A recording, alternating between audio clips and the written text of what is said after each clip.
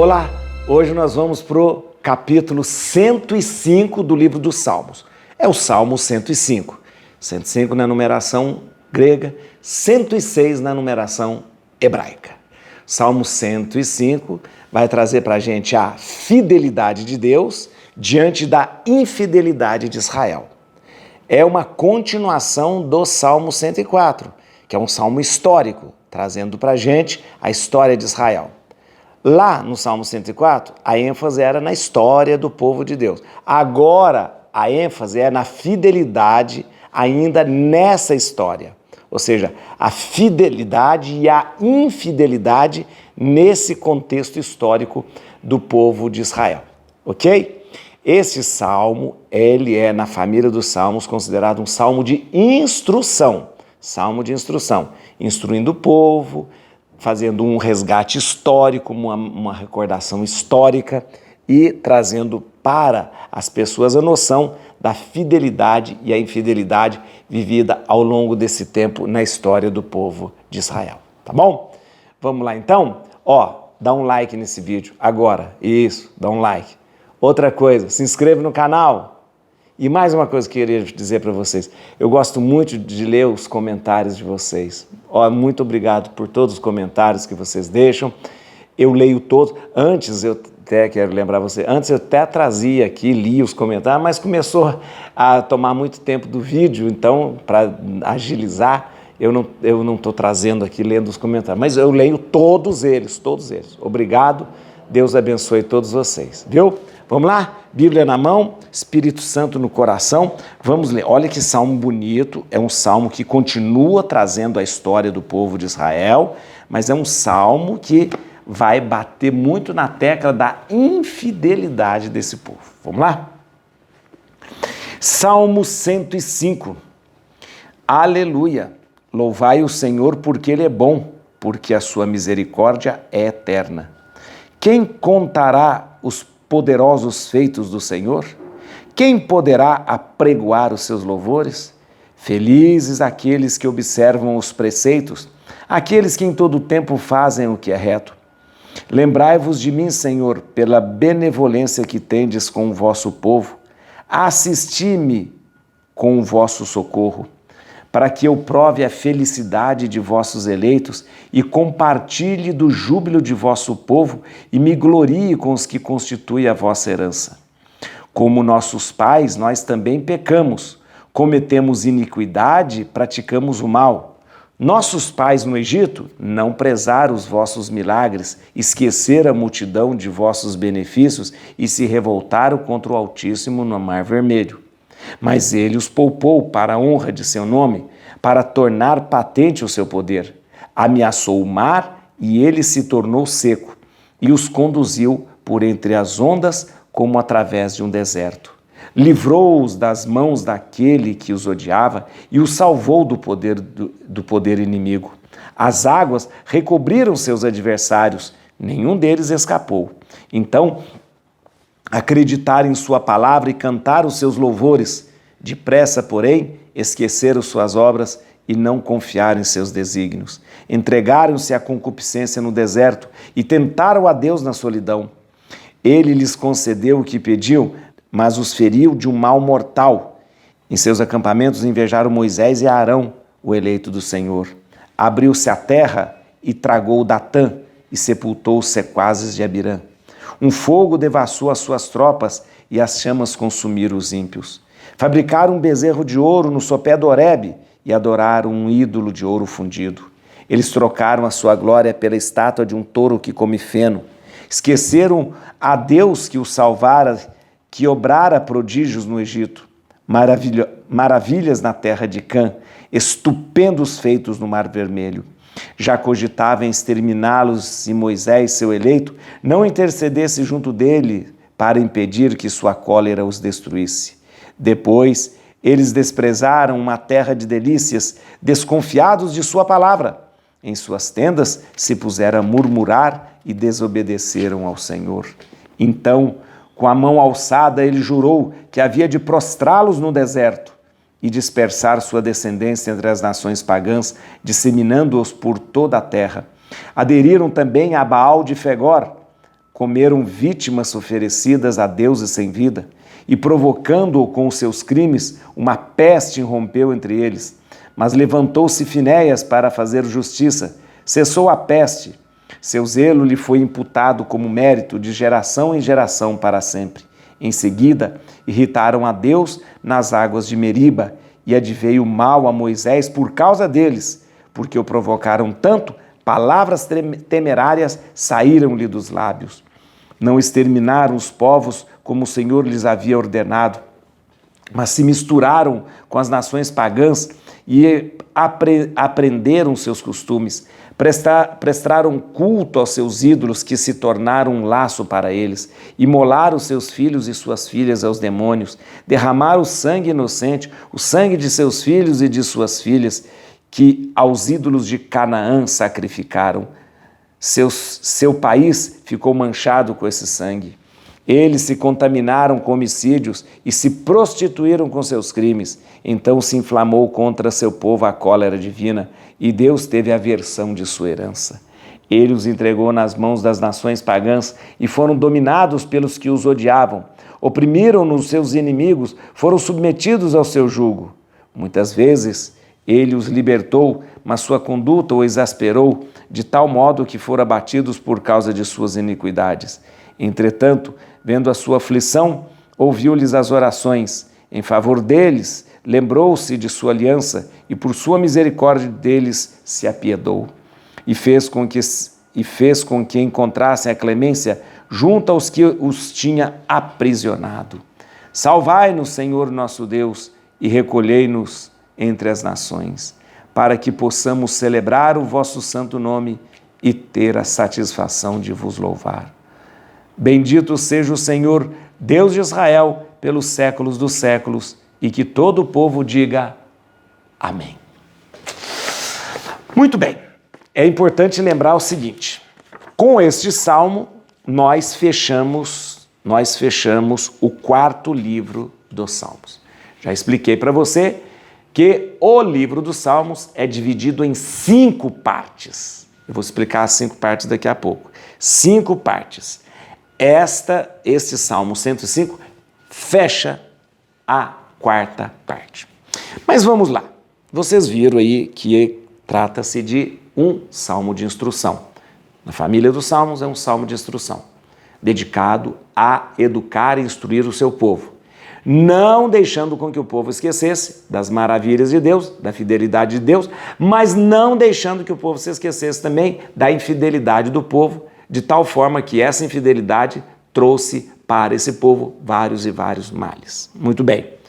Ainda esse salmo é uma evocação da história de Israel, tal como foi o Salmo 104. O Salmo 104 trazia a história de Israel. Mas agora, nesse Salmo 105, como eu disse para você no início, a ênfase se dá nas ingratidões de Israel para com seu povo, para com seu Deus.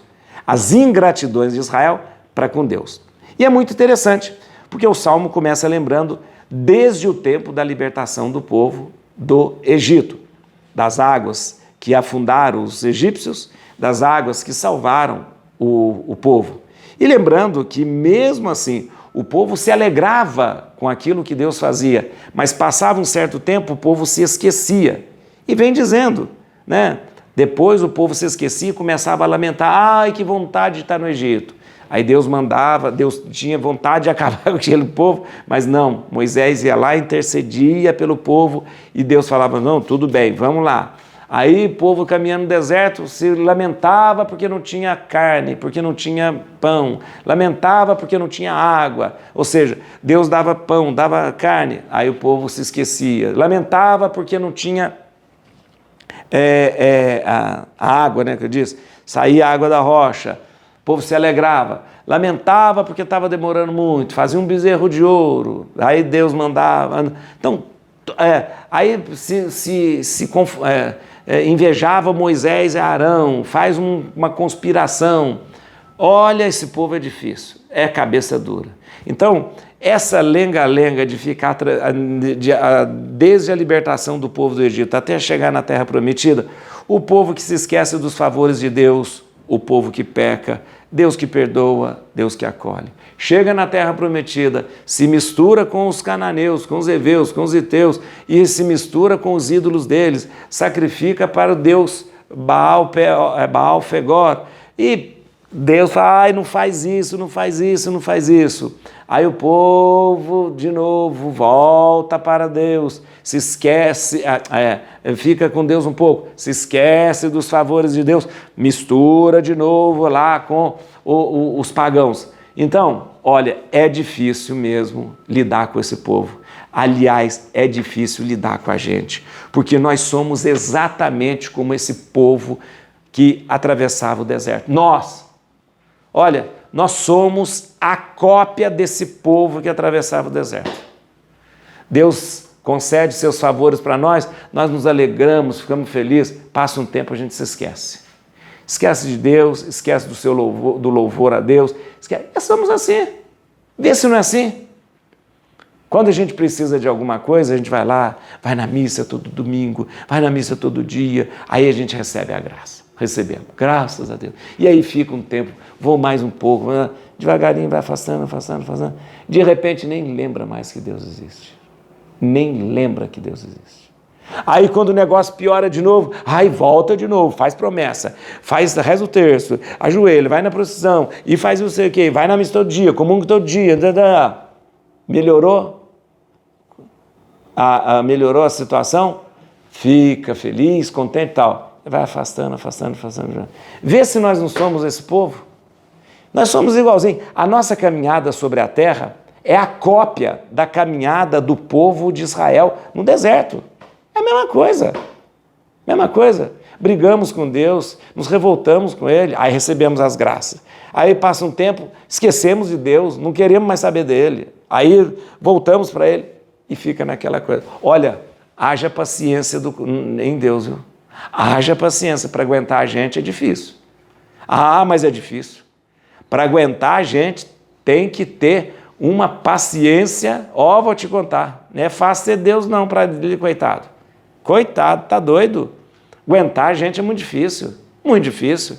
Uma hora a gente tá bem, uma hora a gente briga com ele, outra hora a gente não quer saber dele, outra hora a gente quer rezar para ele, outra hora a gente quer ser infiel, uma hora a gente quer o pecado, outra hora quer Deus. Não, é muito difícil. Né? Por isso a misericórdia de Deus é infinita. Porque se não fosse uma misericórdia infinita, quem ia aguentar a gente? Tá doido, né? Vamos lá, deixa eu fazer algumas recordações aqui. Vamos lá. Versículo 17. Aqui, vou pegar o 16. Em seus acampamentos invejaram Moisés e Arão, eleito do Senhor. Abriu-se a terra, tragou Datã e sepultou os sequazes de Abirã. O que foi isso? Vai lá depois, pode conferir lá. Esse episódio está em Números capítulo 16. É a revolta de Coré, Datã e Abirã. Eles ficaram com inveja de Arão, né? Inveja de Moisés, que estava conduzindo o povo, ou seja, e fizeram uma conspiração contra Arão e Moisés. Vê se pode. Deus escolhe Moisés, Deus escolhe Arão, aí vai uns pai d'égua lá querer fazer uma conspiração contra aquilo que Deus escolheu. É claro, né? Que eles foram tragados por um buraco enorme, por um fogo enorme lá. Depois você lê em Número capítulo 16. Aliás, se você já fez essa caminhada comigo, desde o primeiro capítulo de Gênesis, nós já passamos estudando isso aqui, viu? Vamos lá, versículo 20, olha aqui, Eles, o povo de Deus, eles trocaram a sua glória pela estátua de um touro que come feno. Aqui, na verdade, eles trocaram a sua glória. Sua glória, o que é sua glória? Não é a glória do povo, não. A sua glória aqui é Deus. Então a gente poderia dizer assim, eles trocaram Deus, olha aqui, sua glória aqui, vem aqui. Onde está? Eles trocaram a sua glória. Pode ler aqui, Deus. Eles trocaram Deus pela estátua de um touro que come feno, né? Então, na verdade, trocar a sua glória não é a glória deles. Aqui, a sua glória significa Deus. Vem cá outro episódio aqui, versículo 24. Depois eles desprezaram uma terra de delícias, desconfiados de sua palavra. O que foi isso aqui? Vem cá, versículo 24. Isso faz referência ali ao Números capítulo 14. Vai lá, Números capítulo 14. É a rebeldia do povo, né? E as consequências. O povo começa, no Egito que era bom, não tem, aqui eu estou com saudade das cebolas do Egito, no Egito a gente tinha carne, no Egito a gente tinha isso, no Egito a gente tinha... Ou seja, Deus está libertando aquele povo, está apresentando um caminho novo e eles pensando naquele caminho antigo. É difícil mesmo, como eu disse. Versículo 28, vem cá comigo. Versículo 28, vem cá. Aqui uma coisa. Aderiram, o povo, né? Aderiram também ao Baal de Fegor, o Baal Peor. Comeram vítimas oferecidas a deuses sem vida. O que é isso aqui? O que é Baal Fegor? Vai lá também em Números, capítulo 25, versículo 3. Baal Fegor, ou Baal Peor, é um ídolo moabita. Um ídolo moabita. Quando o povo passa por Moabe, o povo se mistura àquela religião pagã e começa a cultuar Baal Fegor, que é um ídolo moabita. De novo, povo de cabeça dura. Não é possível. Versículo 33. Que uma coisa interessante. 33. Em seguida, vamos no 32, vamos no 32. Em seguida, irritaram a Deus nas águas de Meriba e adveio o mal a Moisés por causa deles, porque o provocaram tanto, palavras temerárias saíram-lhe dos lábios. Muito bem, esse aqui foi o episódio das águas de Meriba, ou seja, o povo não tinha água e começar a reclamar, e reclamando. Moisés não aguentava mais.